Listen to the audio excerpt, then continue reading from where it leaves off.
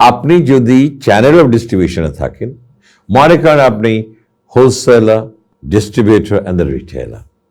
So আপনি মাল দুই জায়গায় দিতে পারেন, হোলসেলারকে দিতে পারেন এবং ডিস্ট্রিবিউটরকে দিতে পারেন, কিন্তু মালটা দেওয়াটাই কি মেইন।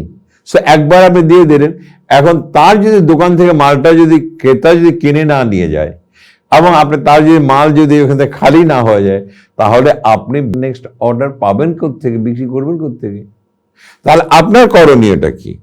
আপনার করণীয় হচ্ছে আপনার ডিলার শপে যে মাল আপনি দিয়ে দিলেন লক্ষ লক্ষ টাকার মাল, সেটাকে বের করে দিতে হবে, তার শেলফ থেকে বের করে দিয়ে আপনি রিটেলের শেলফে ঢুকায় দিতে হবে।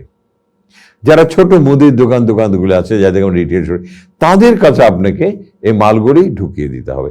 তাহলে আপনাকে কি করতে, প্রতিটা রিটেল শপে যে তাদের সাথে চমৎকার একটা সম্পর্ক সৃষ্টি করতে হবে, ভালোবাসা সৃষ্টি করতে হবে, হৃদ্যতা সৃষ্টি করতে হবে, বিশ্বাস সৃষ্টি করতে হবে, এবং তারা যেন আপনাকে পছন্দ করে, এবং তারা পছন্দ করলেই আপনার মাল কিনবে।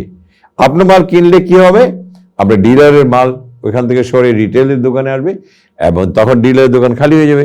নেক্সট যখন তার কাছে অর্ডার যাবেন, ডিলার আপনাকে মাল দিয়ে দিবে। That is the way that you have to work. একটা কথা আছে, সেলসম্যান হচ্ছে যত বেশি দোকানে দোকানে ঘুরবে তত বেশি সেল।